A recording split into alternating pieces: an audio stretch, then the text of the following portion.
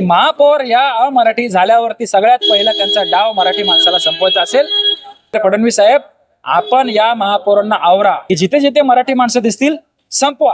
आणि हा नमस्कार मित्रांनो, आपण बघत आहात सिटी न्यूज मुंबई. महानगरपालिकेने अनधिकृत वडापाव गाडी तोडली, अधिकृत की अनधिकृत नंतरचा विषय, पण यामध्ये मराठी गैर मराठी हा वाद पुन्हा पेटलेला आहे. आणि या ठिकाणी गोवर्धन देशमुख आलेले, काय म्हणणार आपण नेमकं याच्यात? अनधिकृत बांधकाम, अनधिकृत टपरी आहे, त्याच्यात मराठी अमराठी हा विषय कसं काय? अहो शहरच पूर्ण अनधिकृत आहे. हो तुम्हाला 5 स्टार हॉटेल अनधिकृत नाही दिसत, तुम्हाला टर्फ बांधलेले अनधिकृत दिसत नाहीयेत, त्या ठिकाणी गोठे बांधले, त्या ठिकाणी गॅरेजेस उभारलेले आहेत, तुम्हाला मीरा रोडच्या अनधिकृत फेरीवाले दिसत नाहीयेत, तुम्हाला नवघरचे फेरीवाले गोडदेवचे फेरीवाले अनधिकृत दिसत नाहीयेत. पूर्ण शहर अनधिकृत आहेत. तुम्ही जर त्या ठिकाणी माशाचा पाडा आणि त्या ठिकाणी गेले तर आज लाखोच्या संख्येने लोकसंख्या कुठून आली आहे? या शहरावरती अतिक्रमण चालून झालंय. तुम्ही त्याच्यावरती मात्र बोलत नाहीये, तुम्ही बारवरती बोलत नाही, तुम्ही मोठ्या मोठ्या इमारतीवरती बोलत नाहीयेत. तुम्ही मात्र काय करताय? आता मराठी माणसाला उद्ध्वस्त करण्याची जबाबदारी या महापौरावर दिलेली आहे. जसं जसं आम्हाला ही शंका होती की महापौर या अमराठी झाल्यावरती सगळ्यात पहिला त्यांचा डाव मराठी माणसाला संपवायचा असेल.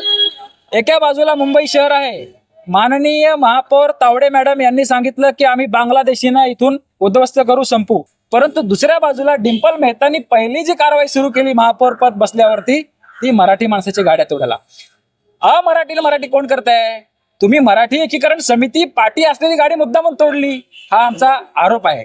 तुम्ही आंटीज वडापाव मराठीमध्ये नाव लिहिणारी गाडी तोडली. ते आज व्यवसाय करतायत का?